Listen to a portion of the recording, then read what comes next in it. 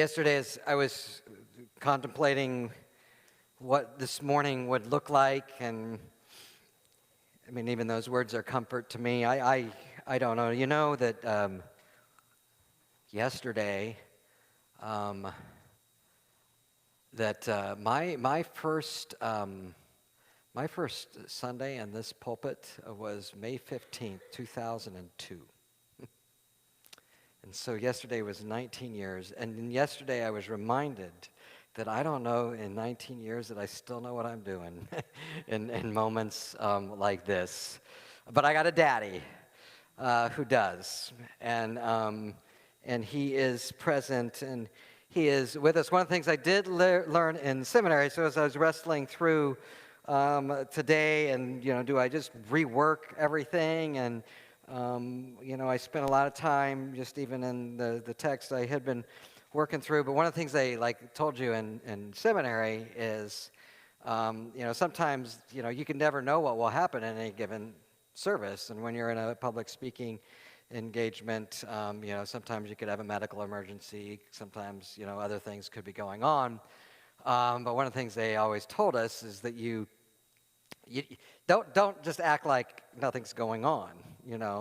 There's an elephant in the room. Address the elephant in the room. And so even as I was preparing today, that thought came to mind, that the elephant in the room is Sebastian. And so we're going to just spend some time just working through that as a church body. I didn't change my text. I did kind of change at least what I thought my sermon title was, because there was part of me. We're in the Gospel of John, but the epistle reading for this week was also from one of John's letters. And John's letters are thought to be an interpretation of John's gospel, like Jesus is ascended and gone, and now the church has begun, and what you see in the later letters is, false teachers have come in, antichrists have come in. So John basically kind of reworks his gospel, gives a commentary on his gospel in a real-life kind of church setting to real people, real followers of Jesus. And so what I did is mix the two. I'm going to be all over the place because I'm not going to do everything I did in the first service. I'm going to just work on some of the thoughts maybe I had through some. So I may be jumping all over the slides. I'll try to help you find them here. But if I were to rework, a title, I thought, so Kevin, all throughout this, and I'm going to share some stuff, because I think if there's a theme of this story, and if there's a reality of what I've seen in Sebastian's story, which is what Kevin called it online, Kevin and Lachey's story, if there's a reality that as I've watched Sebastian, and then I've watched Kevin and Lachey, and I said this a couple of weeks ago when Lachey wrote a poem, which is so beautiful, and she put it online, and as we're kind of walking all through this together, one of the things, we have this whatever mantra or theme that we do here, Jesus plus nothing equals everything. So I began to even think through yesterday, this isn't just some kind of catchy phrase that we have. It's not just some kind of equation that sounds really nice. It's Jesus plus nothing equals everything. And I'm going to use these words. It's a sworn testimony.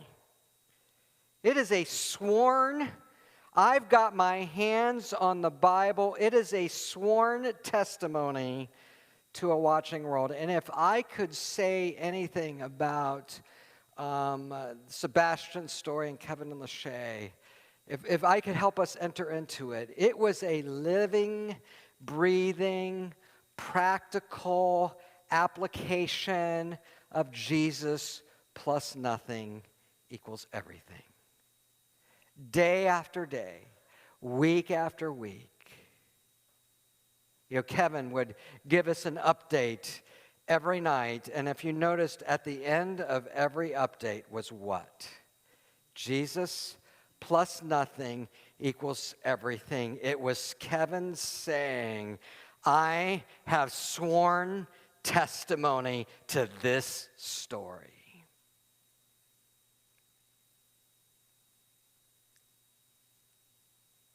And one of the things I share with Lachey and Kevin over these last few weeks is part of the reason the story has had an impact, was having an impact, is because they believe that. Here's what Jesus plus nothing equals everything meant for them. It means that because Jesus plus nothing equals everything, we could as a church, they could as parents, we could pray without qualification that God would heal Sebastian.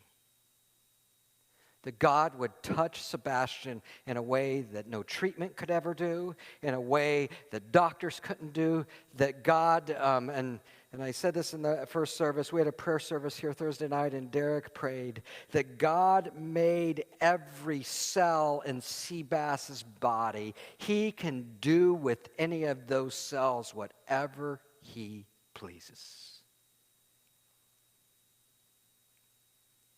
So even as we would go, and there's a moment in the last few weeks where we went to the home and we anointed, as they do in the book of James, Sebastian with oil, and we prayed for his healing. And we did it boldly, and we did it without equivocation.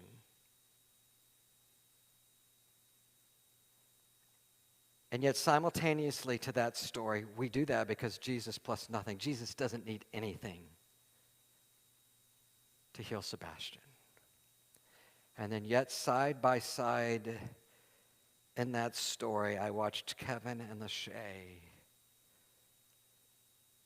begin to prepare their hearts and to prepare us, to prepare Milena and to prepare Sebastian, that God may be writing a different story. You see, we think those two things are opposed to each other. They're not. They're not.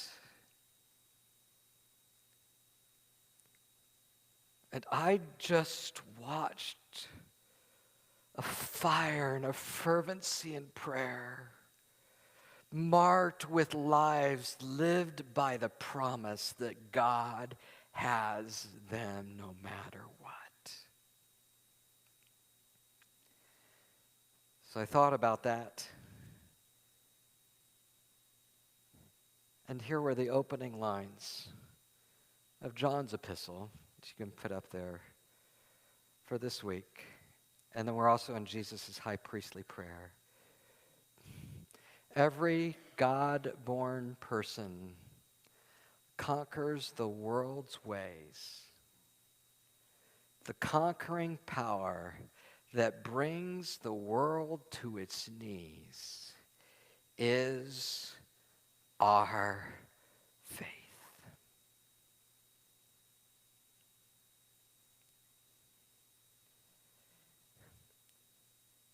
Read that and thought, well, maybe over these last few weeks, the title of this sermon would be The Book of Kevin and Lachey Through the Eyes of Faith. Verse 5, the person who wins out over the world's ways is simply the one who believes that Jesus is the Son of God. They simply believe the promise.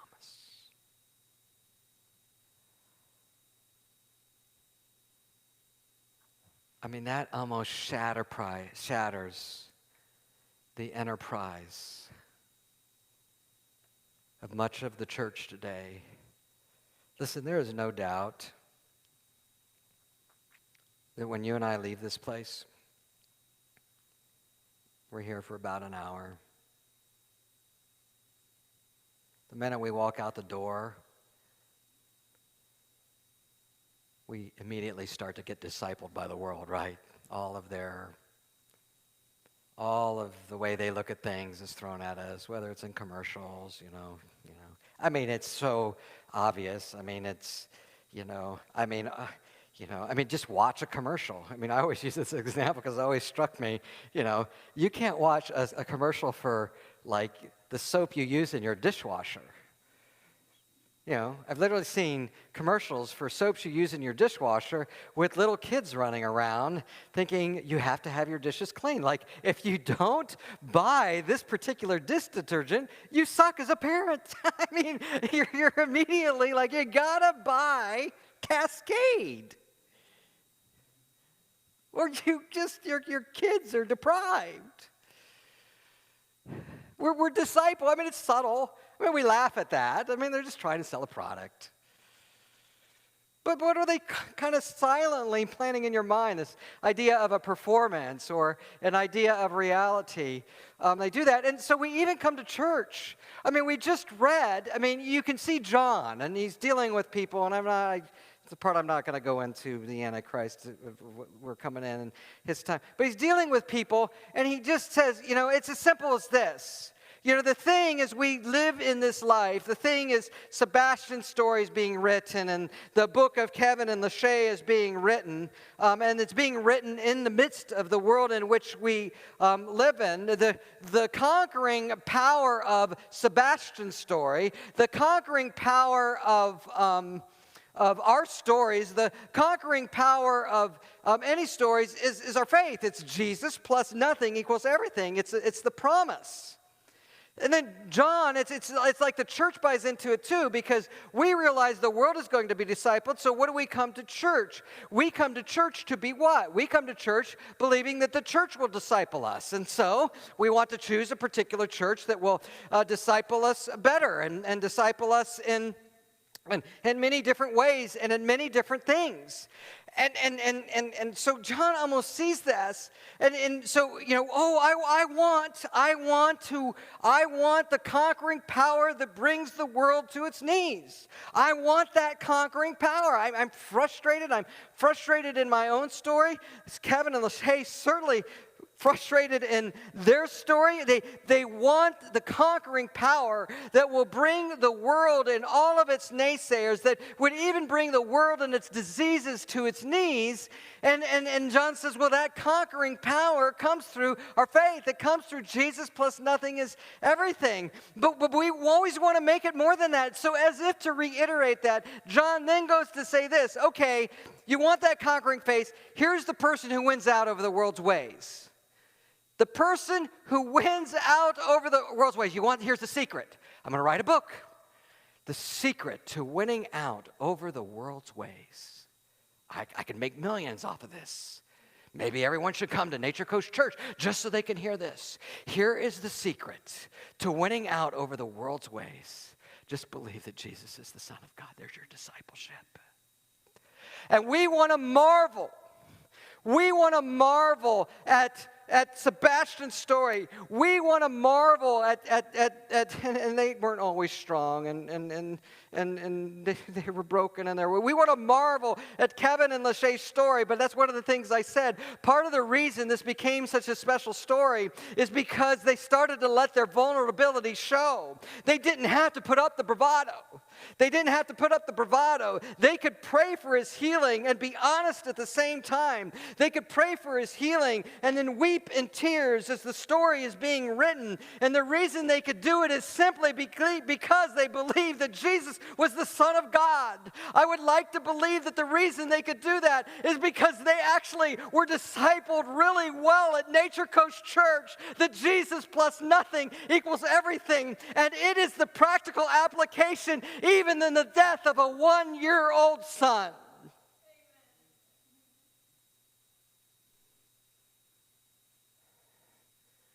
It's not just some cute theological truth. You can flip through the next slide. I'm not going to deal with that this morning. Verse 13. So here's Jesus' prayer. So this is from John's gospel. I believe that was an interpretation of this prayer. Jesus says, I want you to experience my joy. I want, in the book of Kevin and Lachey, for them to experience my joy. And that's very hard to experience joy when you are in the midst of this. But remember, we define joy, and I believe Scripture defines joy based upon what joy actually means in the Greek. It's an awareness of God's favor and grace. I want them to experience joy. I want that joy to be mature, and I want that joy to be complete. And that joy is going to be accomplished by giving them your promises. And the promise is that Jesus plus nothing equals everything. We gave Sebastian the promise in his baptism that he was a beloved child and son of the King. And those promises conceal your joy.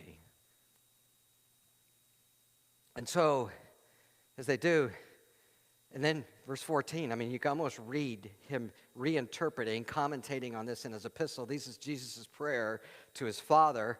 It's his other prayer. Not the Lord's Prayer, but another prayer he prayed in that upper room on the last night. And that tender, this is all tender. This is his heart for his kids, his daddy's heart for his kids. The world and those that think in the world hate the promises of God because living by promises means we don't join the world's ways. We don't live in that way. We're not defined by the world. Jesus wasn't defined by the world either. Jesus is praying that we won't be defined by the world. He actually doesn't pray that. He says we are not defined by the world. He wasn't defined by the world. And we're not going to be defined in those ways. When you think, well, then what is, go ahead to the next slide and then come right back to this. Then he says, you would think, well, if we're not supposed to live the world's ways, why doesn't God just take us out of the world? Why doesn't God just take us out? This world is hard. There's hurt, there's sickness, there's disease. But I am not taking you out of the world. I'm going to pray on this last night in my tender heart. This is the heart of God. I don't want you to take them out of the world. I know the world and its ways are hard, but I'm asking that you guard them from the evil one. This language, by the way, is also in 1 John 5. Same, almost exact language.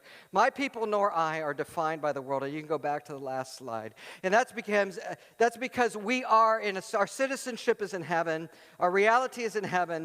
And we begin to see that we can live in this, what we would call otherworldly ways. You would think, well, what does it mean to live in the world's ways? Well, to live in the world's ways is to not live by promise. And if you're not living by promise, you're always living by performance. You're always having to perform. What should I do in this? Am I enough? Have I done enough? And by the way, those things come at us all the time. And by the way, those things came at Kevin Lachey all the time, and they still do, and they still will. But this idea of performance, they always come at us, but in the midst of all of the world's ways coming at us, have you done enough, Brad? Is your sermon good enough?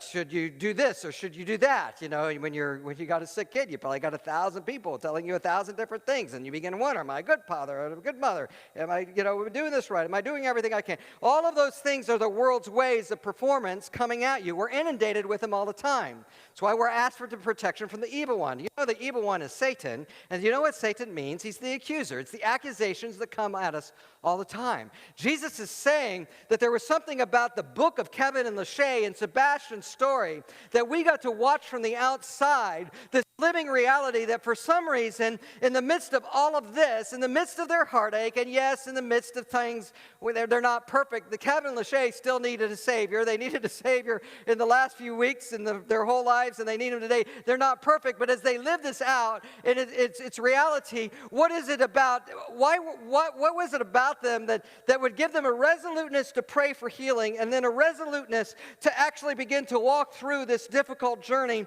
of possible death? What was it that could give them joy in the midst of it? What was it about not living in the world's ways that sealed their joy? It's the promises of God. We're always, the original actually says the world hates the promise. And I put the world and those who think like the world always hate the promise. Because when we live according to promise, it actually takes power away from us. Because we always like to communicate to each other that you haven't done enough, you haven't done enough, you haven't done enough. We live under that. laughed as I was preparing this week because I actually got a note this week. And it kind of came out of nowhere, but it was someone from Easter Sunday, someone who doesn't generally go here to church, but was here on Easter Sunday, and they wrote me a note, and they said, Easter Sunday, I was there, and you didn't welcome me.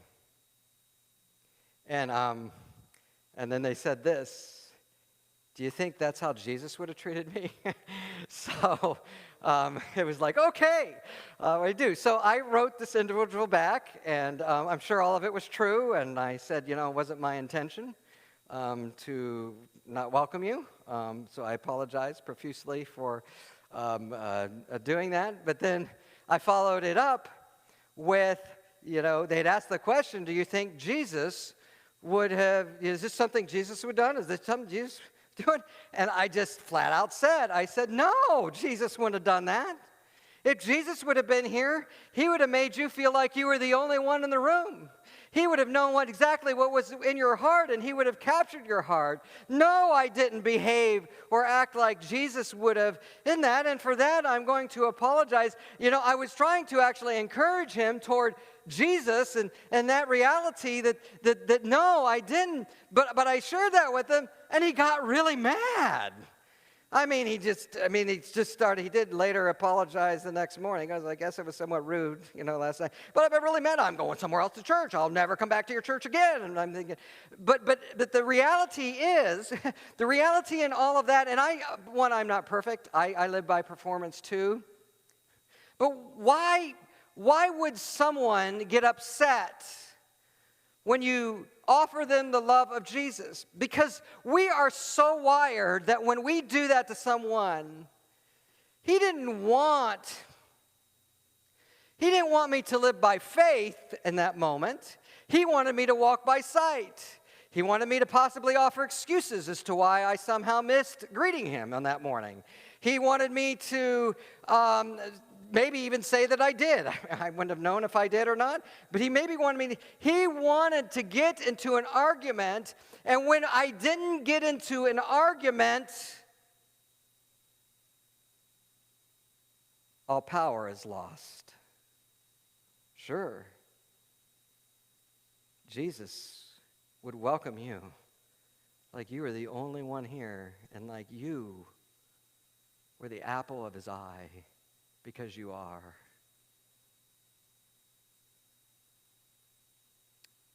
When you live in the promises, you are not defined by the world. You're not defined by your performance.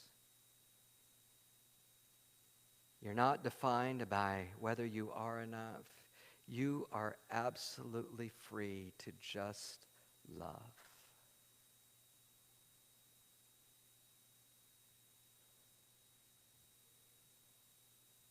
When I would read Kevin's updates and all the battles I'm sure that were going on in their hearts and minds,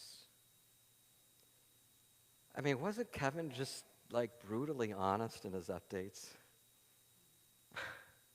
To the point that I would imagine some of us were uncomfortable. Pictures,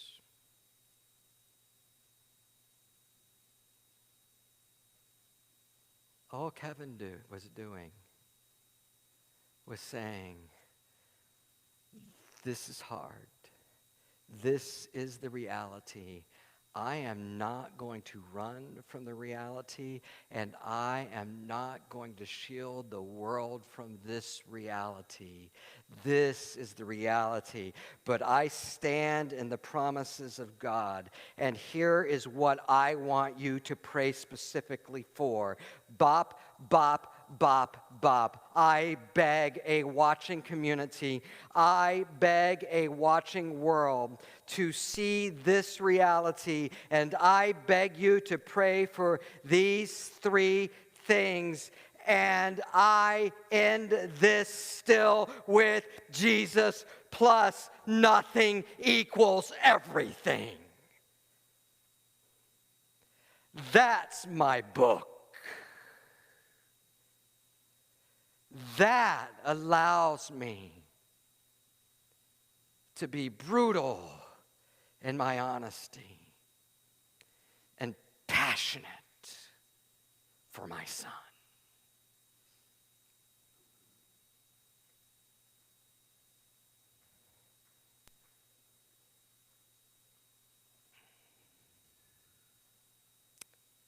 I think I'm going to end there. I will share this story. I mean, it's amazing. I always contend supernatural things happen at times when I go to pray and in some of these circumstances. And I was there yesterday morning, and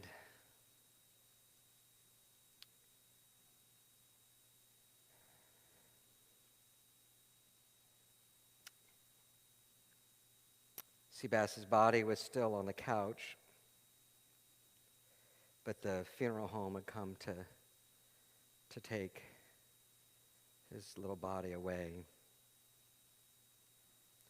So we decided that we would just all gather around and pray before that happened.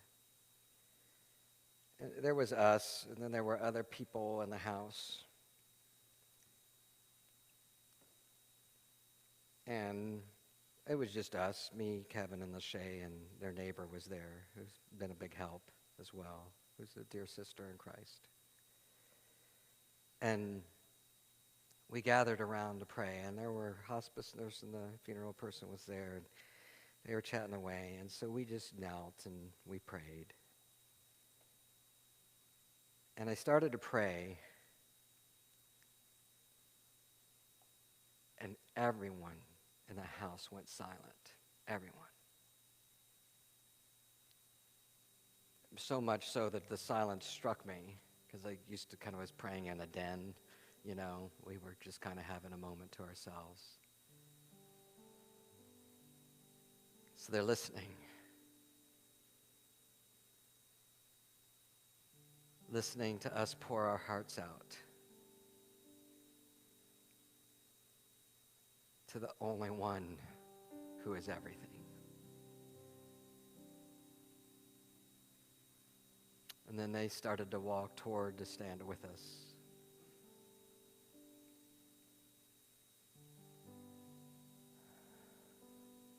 And Kevin and Lachey's story, it's always amazed me because you know his Sebastian story. When he posts that, so there's people listening to this service all online. If you're watching from Sebastian's story, we just want to share the love of Jesus. You want to be amazed at Sebastian's story. Just be amazed at Jesus. It came time for the hospice nurse to leave. And this was the nurse that was assigned. She watched us anoint, and she was there. She was there a few times when I was there. She goes to leave, and she's hugging Kevin and Lachey. She says, I didn't know what to think when they gave me this case, this individual. I've never had a case or an individual like this. I didn't even know how I would handle it. I didn't even know what you guys were going to be like. I imagined what it might be like for you. But you have been nothing like that. In fact, she said these were her words. I've never seen anything like this, ever.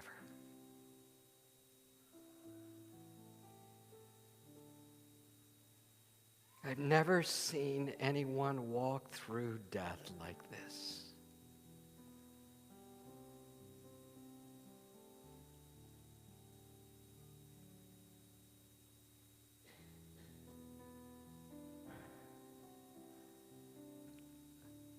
I'll just close by saying that Jesus plus nothing equals everything matters.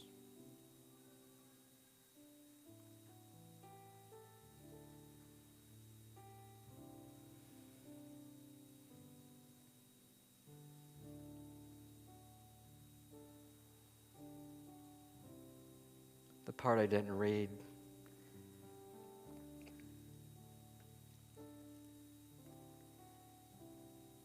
part of the struggle in that early church is they didn't believe Jesus had come in the flesh. Basically, it was a rejection of the cross.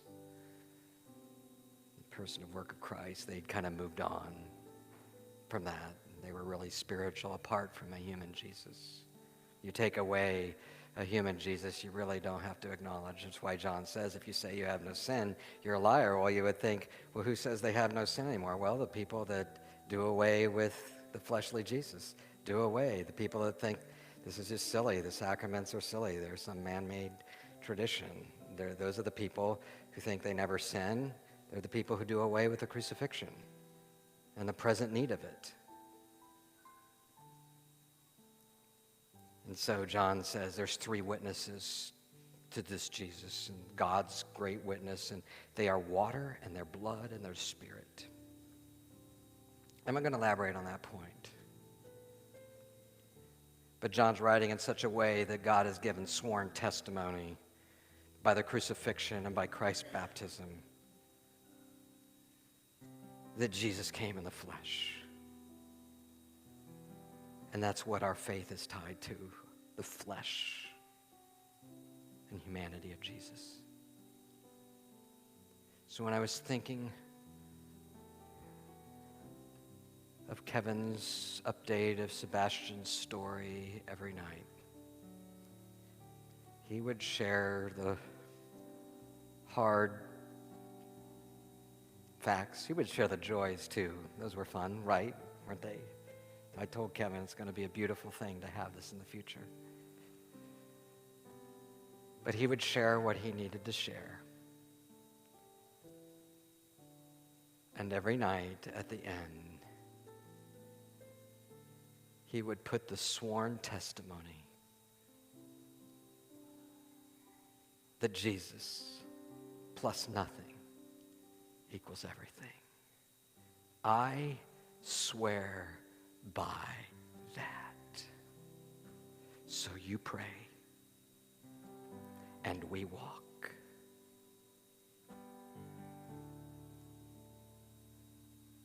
Yesterday, I left, and I was texting Kevin the rest of the day, and was reading stuff that was online from people we didn't even know. And I thought of this verse. The story of Sebastian brought, and the faith of the book of Kevin and Lachey literally has brought a community to its knees. And even a world. Not because Kevin and Lachey are the greatest human beings that ever lived, but their faith that was given to them as a gift of God was so broadcast for our community and the world to see that it bore the promise of our text and literally has brought the Nature Coast to our knees.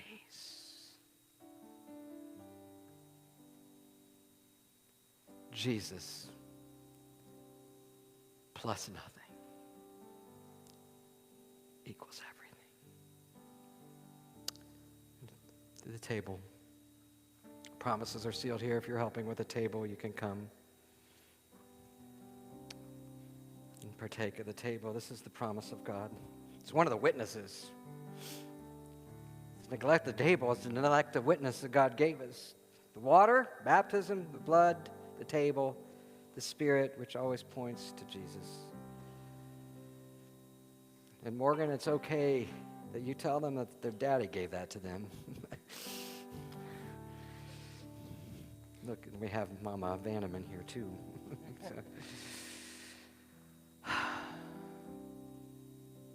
This table's for you. I grew up with this table. Really didn't find the promises of God.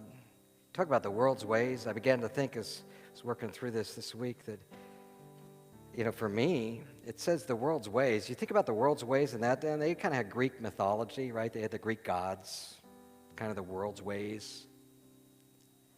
For me, growing up, this might as well have been the table of Zeus. Do you know what's true about Greek gods? Anybody's ever studied Greek gods? Study any Greek god, whether it's Zeus or, the love of Aphrodite, the goddesses. You know what's true of all the Greek gods? They are extremely moody and they're triggered easily. Study the Greek gods. They're all very moody and they're very triggered. And so that's what you have. So you got these moody, triggered gods, and so you're always, the people who believe in them are always like frantically trying to make sure, well, it's not raining, or, I can't have babies, or I can. And so you're just worried that you're triggering this moody, triggered God, and somehow that's how the table became. We got this, we have a triggered God who's extremely moody. So you better watch out and you better not pout because, man, if you come to this table, he could be easily triggered.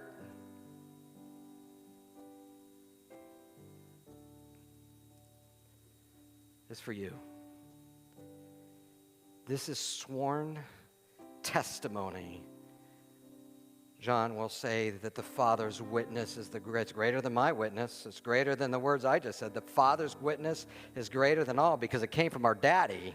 And our daddy said, this is part of the born witness, the blood. And it's for you. Jesus prayed that we would be one. You think, well, how can we be one? We have so many denominations. Listen, we may have a lot of denominations, but I think across many denominations this morning, you could be Methodist, you could be Baptist, you could be Presbyterian, you could be Episcopal, Lutheran, you could be all of these things. We all serve the table. And you know what we all say when we come to the table?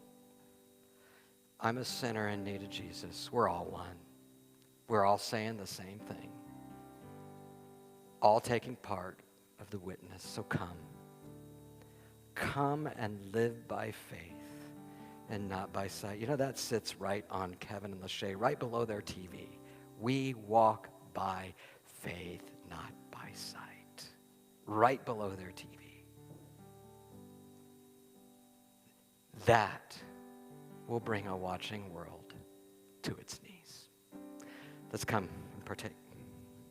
If you come, we don't eat all together. You can eat it up here when you receive it. You can take it back to your seat. You can do however the Spirit leads you. It's great to do life together with you. We are the body of Christ. Kevin actually had 2 friends fly down from Minnesota and South Carolina just for the day yesterday to be with him. They need us now. I see Janelle here. She needs you. Deonda was on Facebook last night with her life group here. Blowing up chat.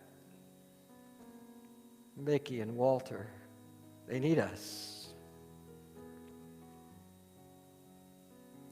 to walk by faith and not by sight. This is what the church is.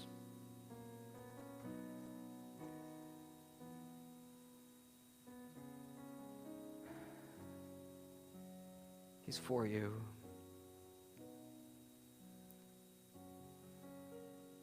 In John's same epistle, he says, behold, what manner of love is this, that we should be called the children of God. We are not now like him, but we will be. Then it says this, because there's coming a day when we see him face to face. We will be like him when we see him face to face, and we will be pure as he is pure. There will be a day when we are face to face with Jesus. And you wonder what that verse means. We will be like him because when we will see him, all we will say is yes, yes, yes, yes.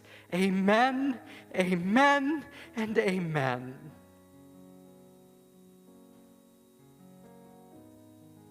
And I don't know that we'll have answers, but we will just say yes, yes, yes. And we will realize that he's enough, that he is our everything, and he's all we need. Go in peace. Amen.